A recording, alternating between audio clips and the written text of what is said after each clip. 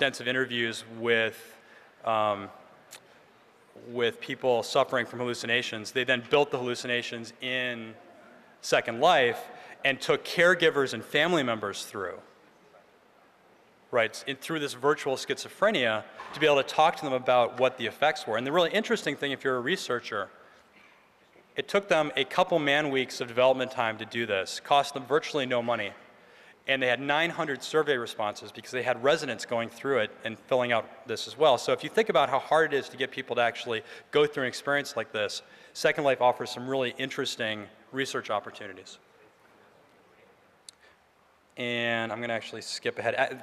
There are also a group of Asperger's sufferers. Asperger's is another neurological disorder that affects your ability to interact at a personal level. So they built areas in Second Life where they had the chairs set up at the right interpersonal distances so that when you engaged in a conversation, you knew how far away you should sit from each other. And again, these were then things that people took back into the real world and talked about, wow, I'd never felt in control of a conversation before. And we're going to skip that one. People playing with Boids and AI and sort of everything you would expect. Basically, secondlife.com/education takes into the sort of research and education side. Like I said, there are about 200 participants right now. We're becoming sort of a de facto clearinghouse for research information on virtual worlds. And it's a really good place to link up with other researchers who are playing with the space. Come on, streaming. There we go. And so what's so key about this, right, and this is something that you guys all understand, is that user creation and exploration helps drive, you know, this community of practitioners, this community of learners and experimenters. And this means that you're surrounded by other people whose first thought when they're exposed to something new is, what can I do? What can I do in this space? How can I play with it? And that's really powerful, and it's something that when you talk to educators is really lacking in the real world. It's not something you get easily.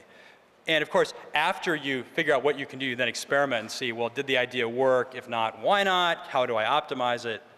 And what's great from a building this community standpoint is this looks a lot like science. And there's a whole separate argument about where science fits into culture and everything else, but clearly practice thinking critically is useful. It's just like you'd attack a debugging problem, and it's something that is very hard to teach, and it's something you have to practice because we're in a world where all of this is becoming more and more technological. You have more and more information flooding at you. How do you judge the quality of information, the value of information? And of course, skipping ahead to a problem that's particular of the US, what happens when you don't practice critical thinking about stuff? So this was a survey on evolution versus creationism, something that isn't as big an issue in Europe as it is in the US. But you can see that the little thin blue piece is the percentage of US residents who believe that humans evolved. The rest is some version of a creation story. And so, not that you guys should laugh at Americans too much, because I could have put up a slide about homeopathy or some other things. So clearly, when we don't practice critical thinking, we're very easily taken in by information of dubious quality. So, and of course, in my mind, hacking is exactly the same thing, right? Hacking is, what can I do? Obviously, I'm making the common hacking, cracking distinction, and I'm not saying what can I do and how can I destroy things necessarily. And of course, it isn't always easy to embrace this. When you have, 2,000 CPUs, full user scripting, physics simulation, there are lots of ways to attack Second Life. So gray goo attacks are sort of the most popular one right now. So you can see in the upper left-hand corner a bunch of crazy balls taking over the world. In the lower right, you can see what we did. We put up a fire break. We actually took down a whole bunch of machines, isolated the attack, and then went in and cleaned it up. And of course, the traditional response when you run a service that people come in and attack is you have this really cool feature that users really, really love, but it enables some kind of really naughty behavior. And so, of course, what you do is you nerf that feature. And so, and this is sort of the traditional approach here, and it's the wrong one. And it's not the one that we're going to make. It's sort of like there's a set of answers that are always wrong, right? DRM, right? There is no question that DRM is the right answer for. And there are certainly others that fit into that. And merely nerfing the inconvenient features is probably not the right answer. And when you look at the evolution of the internet, it's the same thing, right? Clearly, the decision to keep it open is a good thing. It's embracing this exploration. Here's a resident who made a exercise bike way of pedaling his way around in Second Life, right? And now he's getting interest in from people because games for health is a really big issue in the US right now. And so this is embracing people trying to do these experiments, not fighting them, not working against them. So what are we doing to make this all better for everybody who wants to hack on Second Life? Because everything up to now is sort of where we are. And so I just want to do a couple of slides. Hopefully if we stream in, there we go. So what we're doing next. The two screenshots there are an OpenGL port of Firefox running. And for anybody who's tried to embed Firefox in OpenGL knows that that's sort of an adventure. It's the reason Minimo has sort of been stalled. But it's now working and it's done. And we're going to release the demo app of that back to the community in probably the next couple of weeks. Unfortunately, I'd hoped to be able to hand out the URL now, but the guy who did all the work and is hosting the web page where it is on an island sunning himself. He's like, I don't even have a phone where I am, so please don't give out the website yet. So if you're interested in hacking on a OpenGL Firefox browser, email me, Corey@secondlife.com. I have a unique internet name. I'm very easy to find. So that's going to be in the next couple of weeks. The next two things, or next three things, we did a homegrown bytecode engine. We're switching to Mono. And including in that our improvements to Mono are things like microthreading, suspension, ability to do move processes between different Mono virtual machines on different computers. And all that code is going to be obviously given back to the Mono community. We just started testing of that, so that's sort of a Q1. We'll enter real testing there. So obviously what that enables is people to bang on us with more than just our scripting language, which is really cool. Well, and it runs a lot faster than the written in one night bytecode engine. So what you're seeing obviously is our client is just about ready to go out in Linux. If you want to be on the compatibility testing, alpha testing for that, again, email me. Because the more people we get piling on it early, the easier that's going to be. And then the other thing is, we have instant messaging in Second Life. Any idiot in hindsight would say, well, you're using Jabber, right? And we say, oh gosh, no we aren't. So a big process for 2006 is going to be switching as many of our systems as possible over to open standards so that other people can plug in, scrape the data, play with the data. Because this is where we're going. The future is you want the only limit to be how creative the people using the system are. And we're part of the way there. We want to get the rest of the way there.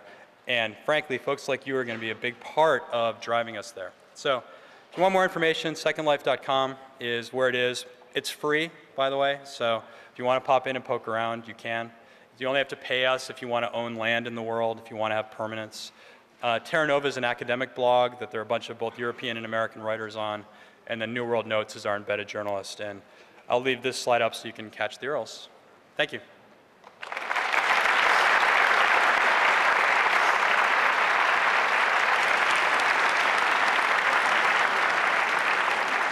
We have about 5 minutes for questions if anybody has questions. Otherwise, I'll be around. So.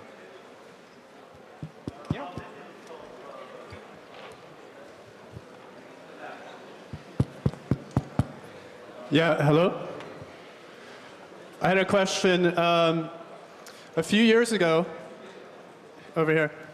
What? A few years ago, I heard about a project where you could buy a cow for a village in Mozambique for something like 25 euros. It was a French project. And it was like a virtual pet for the person who bought it. But it actually brought a cow to these villagers somewhere in Africa. It's Heifer International. It's still around. And I just wanted to bring that up as an example, as a way to, from a gaming culture, to export some kind of social praxis into the world as you described, the atom world. Well, and you brought up a lot of examples of like educational things and really good examples, but one of the disturbing things about gaming culture to me is that the thing that it exports the most is an economic factor or some of the sort of old world hierarchical structures. So actually, Heifer International is a good example. So I talked about the fact that people are very giving of virtual currency. The second major donation that came out of Second Life was actually to Heifer International, and it was like 2,000 US dollars that they had raised in a month specifically for that. So I think that's a great example. Corey, I would like to ask you, what about changing the economic or political system inside Second Life? So you don't have to conform to any political or economic system if you don't want to. Some people, you know, in a world where you can do anything, you want to avoid option paralysis. So the reason that Second Life intentionally looks somewhat like the real world is we wanted to provide a context. A second context for a lot of folks is the earn money. But not everybody does. There are a lot of people who have no interest in earning money, and there's actually at least one project of people who are setting up areas where they're making their own constitution, they're saying, here are the rules we're going to live by. One of them, it's actually called Neo-Altenburg, and it's set in sort of a, I think, American interpretation of what a Bavarian village would look like, but it's you know, snowing and peaked rooftops and everything, and they're in the middle of their election campaign. And so there are big signs up for the Social Democrats, and they're really enjoying it, and they're taking it very seriously. If you want to live there, you are agreeing to live by their local rules. How did you solve the denial of service attack, for example, with the balloons you showed us? So the Grey Goo attack, which is sort of the current popular flavor of attempting to take down the system, generally, we try to control those by making sure that you may be able to take down an individual machine, but it's hard to take down the world. We are continuing to give landowners and people in the world more ability to stop an attack or respond to an attack if they see it. And you know, in the long run, it's local control, right? It's in many ways just like if you're getting DDoSed in the real world. You know, you have certain responses, and the more local control you have, the better. Yes, people fly by me. But, you know, when it comes right down to it, you use, you know, technology when you can, but you then also use social pressure, you use laws, but you don't want to take away the ability for people to do interesting things just because a small minority of people choose to use them in malicious ways.